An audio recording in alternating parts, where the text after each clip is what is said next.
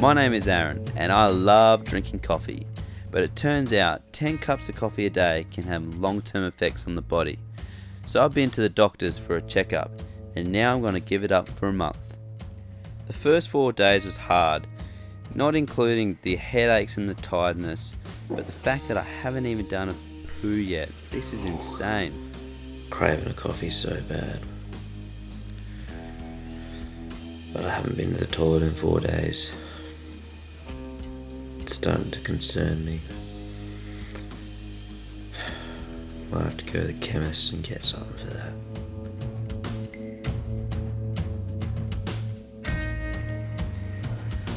Hope these work. On the night of day 5, the relief I was looking for finally came. I haven't taken any Panadol today, only because I feel like I've taken too much over the last 7 days. My toilet time has gone back to normal, which is good. So I think I'll just keep drinking lots of water, and I think the worst has already happened, and now just ride out the rest of the month. See how I feel about drinking coffee at the end of it. As the month went on, my coffee fast got easier.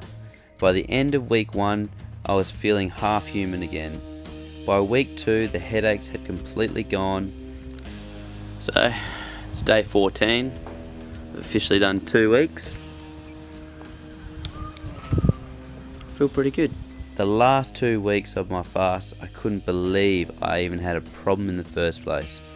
What was I missing from coffee? Nothing. But as the month finished, I wondered if I should even drink coffee again. What happens if I start to get addicted? I'm back with my GP, Dr. Stu, to hear the final conclusion of my coffee fast. The reason you got those headaches for at least the first 2 weeks is the brain is, the skull is a fixed box. It can't expand or contract. Okay? Your blood vessels, which were in there, after coffee for so long, were all constricted.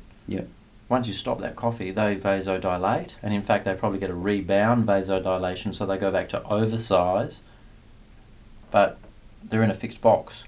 So unless they start coming out your ears or what have you, so they need to, the intracranial contents needs to adjust for that, which means that the brain gets squashed. Because the blood vessels are all expanding. Those first 2 weeks, that was ridiculous.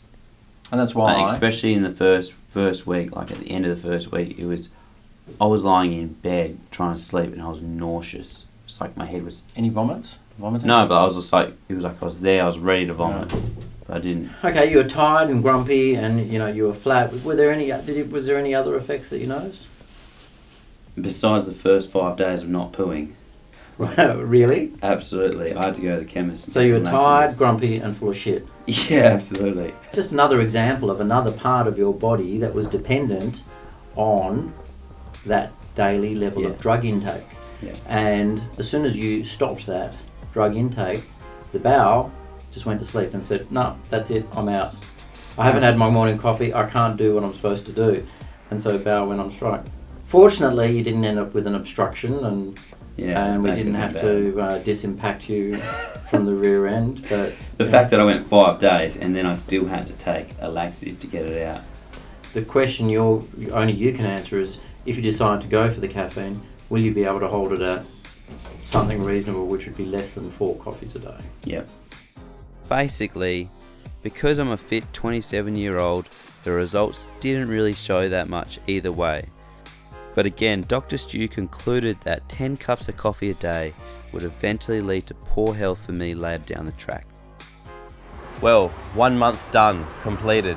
Now it's time to get my very first coffee for the 1 month, and can't help but feel very excited about it. Hey, how are you? Well, I had to give it a go. My very first coffee after a month off.